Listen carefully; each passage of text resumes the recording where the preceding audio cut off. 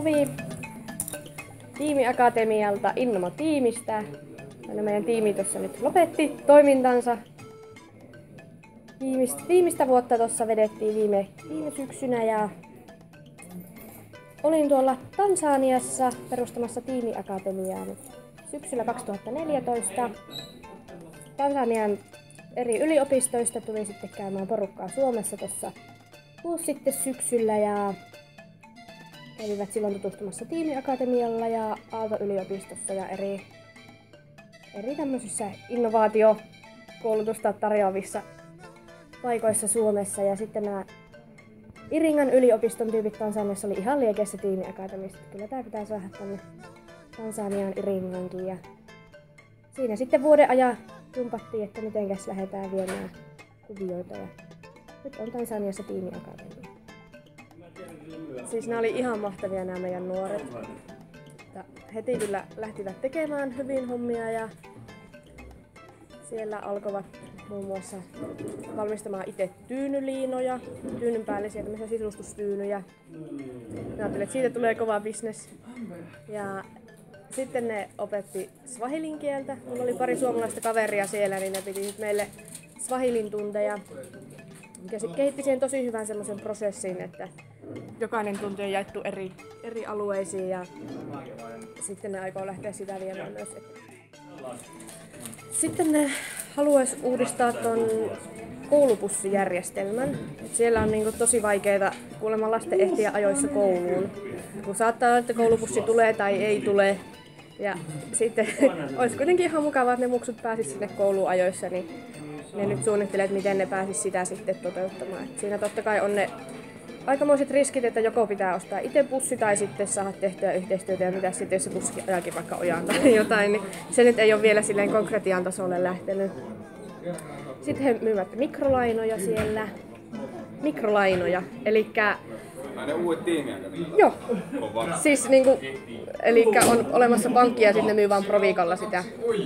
Eli kun siellä vaikka joku haluaa aloittaa jonkun, että laitetaan joku kanala pystyyn, esimerkiksi, ne tarvitsevat siihen jonkun pääoman, koska eihän itselle välttämättä ole sitä massia mitä sijoittaa.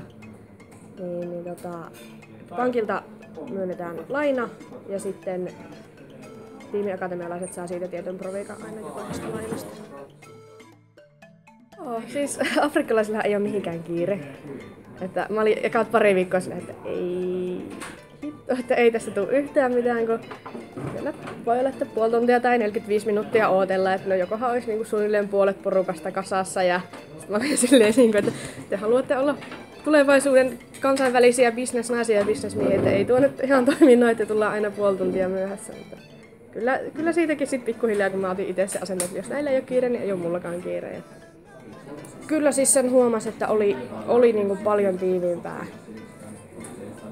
Että jotenkin niillä tuli, mä sanoin niinku, että joo, että Suomessa meillä kehittyy niinku tiimistä perhe. Niin niillä oli heti se, että no niin, että tää on mun perhe. Ja sitten se oli ihan käsittämätöntä, että siellä esimerkiksi yhden tytön isoisä kuoli. Niin koko tiimi, tai oikeastaan molemmat tiimit meni sitten sairaalaan ja katsomaan niinku sitä, piti huolta siitä tytöstä yhden päivän ajan, että miten se pärjää. Ei Suomessa ekana vuonna tämmöistä vaan tapahtuisi. Ja sitten oli ihan uskomatonta, kun meillä Suomessa on tää Forest and Back, eli mennään metsään ja tutustutaan siellä toisiimme vuorokauden ajan. Ja ne sitten ihan itse sai tämmöisen idean, että hei, lähdetäänpäs kiipeämään vähän kivelle, kun siellä Iringassa on semmoinen todella korkea kivi. Piti mennä semmoista hirveän kivikkoista polkua sinne ja lähdettiin sinne. Mä lähdin vähän, että no lauantai-päivä, että katsotaan mitä tästä nyt oikein tulee. Ne oli kehitellyt sinne kaikki ohjelmat. Oli leikkiä ja vaikka mitä, mutta sitten oli ihan parasta, kun yhdellä tytöllä oli synttärit. Ne oli kantanut sinne siis semmoisen kokonaisen täytekakuun sinne kivelle. Ja oikeasti oli itsekin se, että miten mä pääsen elossa tuonne kiven päälle. Ne oli kantanut sinne vaan kakuun. Ja tuntuu, että ne jotenkin ymmärtää tämän niin suhteiden käytön siellä paremmin kuin täällä alusta asti. Että silleen, että no hei, mulla nyt isi on tuolla töissä ja sitten sillä on kaveri tonne, että soitetaanpa. Et siinä oli kyllä semmoinen positiivinen ero mun mielestä. No, siis henkilökohtaisella tasolla se, että elämästä ei kannata stressata liikaa. Että kun siellä, siis Afrikassa mentiin just silleen, että no, että kaikki järjestyy ja saattaa olla, että on unohdettu ilmoittaa opiskelijoille, että niiden pitäisi olla paikalla jossain vaiheessa. jossain paikassa ja sitten no kyllä kaikki järjestyy ja sitten sovelletaan ja sitten kun tulin Suomeen, niin tuntui, että kaikki valittaa täällä, että on huono sää ja voi, että kaikki on huonosti, niin jotenkin, että oppisi siitä pääsemään itse sitten vähän irti. Sitten ihan tommoset kokemukset, niin kannattaa lähteä kyllä tutkimaan maailmaa ehdottomasti. Ja aina sieltä oppii jotain uutta itsestään.